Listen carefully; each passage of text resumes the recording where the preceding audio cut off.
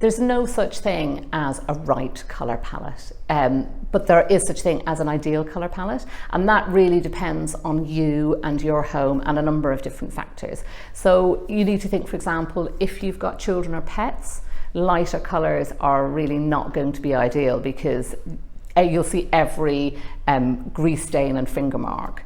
Another thing to think about again is the orientation of the room, whether it's north facing or south facing. So therefore you need to look at whether cool colours will be better in south facing rooms, and warmer colours work better in north facing rooms. Another thing to think about is, the type of colours that you like. Do you like neutral colours? Do you like bold colours? Do you like softer colours? So think about those things, and the colours that you actually like, because usually if you don't like a colour in terms of clothing, you're not going to like it in your home. So that's another thing to think about. A really good tool to use in terms of trying to put sort of a colour palette and scheme together is a colour wheel.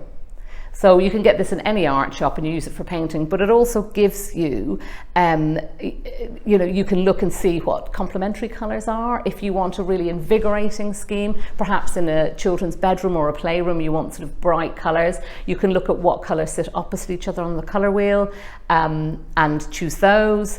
You can also look at different schemes. If you want a more sort of calming scheme, you could look at a harmonious colour scheme where you have a number of colours that sort of sit together on the colour wheel, and an analogous colour scheme is where you have 3 or 4 colours sitting alongside each other on the colour wheel, and they can be any 3 or 4, and if you look at them they actually do work. So you might have a range of blues, but these are the blues that work together, and then you can have you've got a tertiary scheme, a secondary scheme, and all of those things will help you. So if you have those as a little guide, you can't really go wrong.